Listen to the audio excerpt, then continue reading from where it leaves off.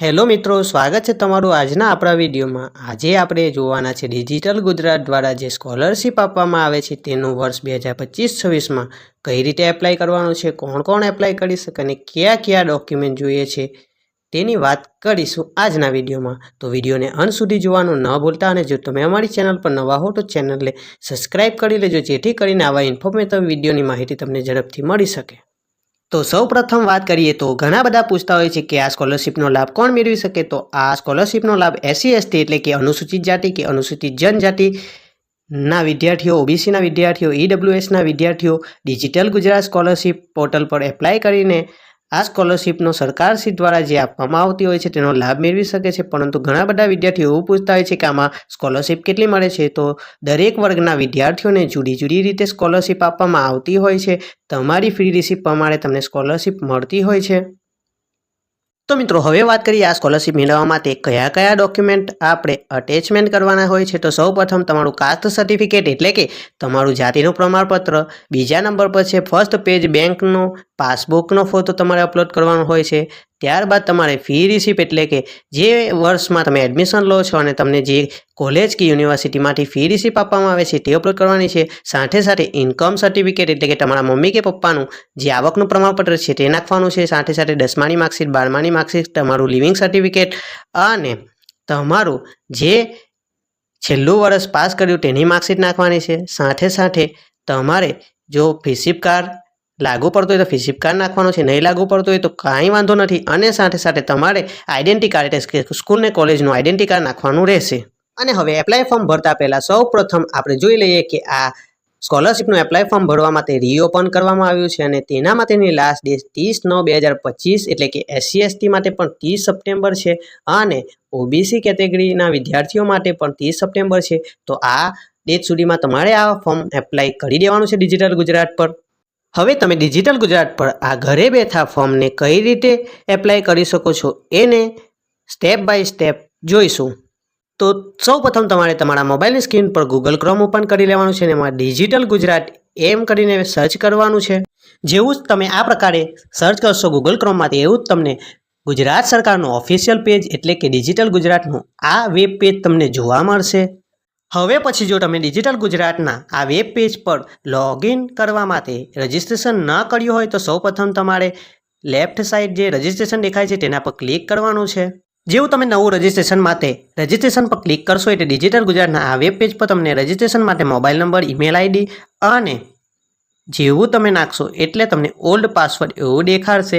પરંતુ તમારી પાસે પાસવર્ડ નથી તો તમારે તમારો મોબાઈલ નંબર અને ઈમેલ આઈડી લાખશો એટલે તમારા મોબાઈલ નંબર પર OTP આવશે અને તમને પાસવર્ડ પર મોકલી આપવામાં આવશે। આ પાસવર્ડને તમારે સેવ કરી રાખવાનો છે અને તમે આ પાસવર્ડને ચેન્જ પણ કરી શકો અને તમારી ઈચ્છા મુજબનો પણ કરી શકો છો। હવે તમારે તમારા મોબાઈલ નંબર પર મળેલો પાસવર્ડને સાચવી રાખવાનો છે, એનો સ્ક્રીનશોટ લઈ રાખવાનો છે અને ત્યારબાદ તમારે ફરી પાછું ડિજિટલ ગુજરાતના ફર્સ્ટ પેજ પર આવી જવાનું રહેશે જ્યાં તમે રજિસ્ટ્રેશન કર્યું હતું અને રજિસ્ટ્રેશનની બાજુમાં તમને જે લોગિનનો ઓપ્શન દેખાય છે એ લોગિનના ઓપ્શન પર હવે તમારે ક્લિક કરવાનું રહેશે।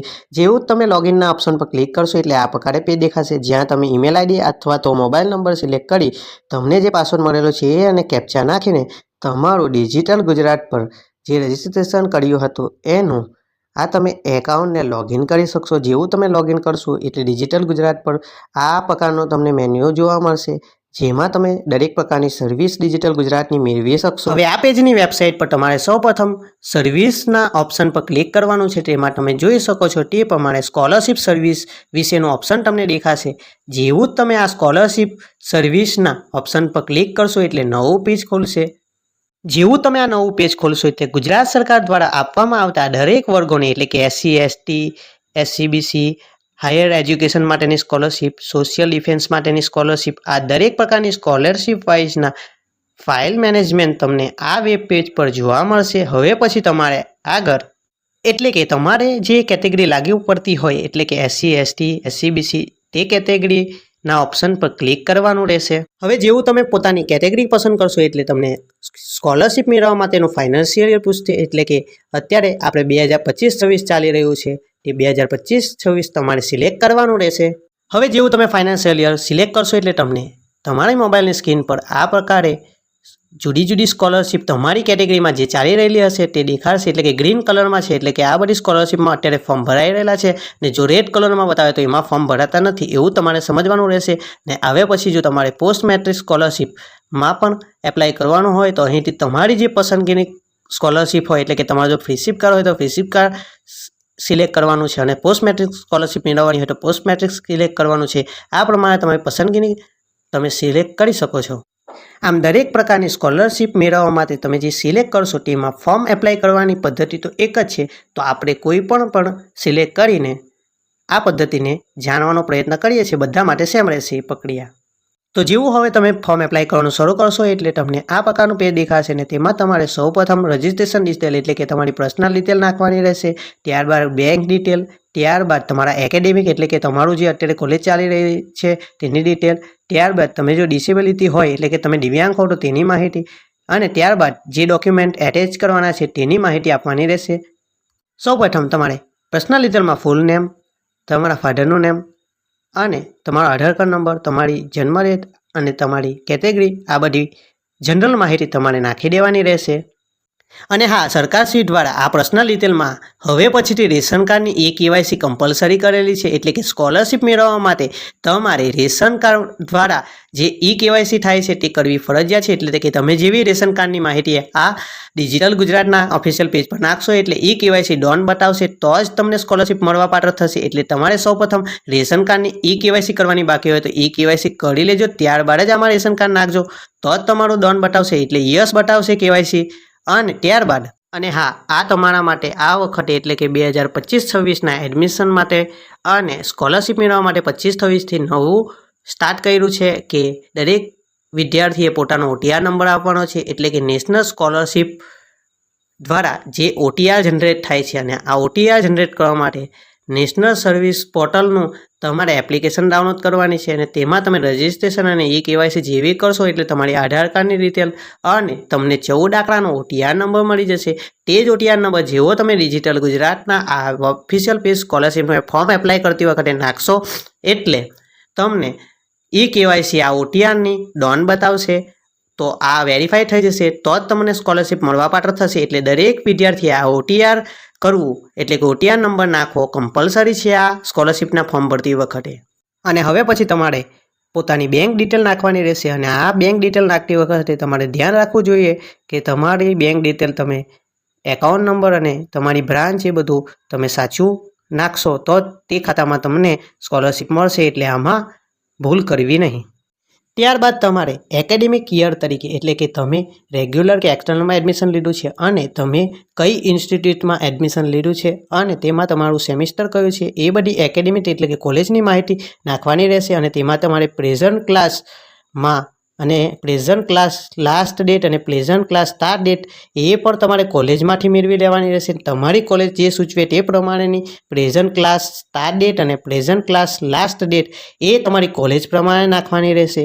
એટલે આ નાખવામાં ભૂલ કરતા નહીં. ઘણા બધા વિદ્યાર્થીઓ આ ક્લાસ સ્ટાર્ટ ડેટ નાખવામાં ભૂલ કરતા હોય છે, તો એટલું તમે આ વાતમાં ધ્યાન રાખજો. ત્યારબાદ તમે પ્રીવિયસ યરમાં ક્યાં અભ્યાસ કર્યો હતો અને તે ઇન્સ્ટિટ્યૂટનું નામ શું હતું, તે યર કયું હતું, અને તેના માટે તમે મેળવેલા પર્સન્ટેજ અને તમારા જે અગાઉ અભ્યાસ કરેલી માહિતી છે તેની માહિતી તમારે હવે નાખવાની રહેશે.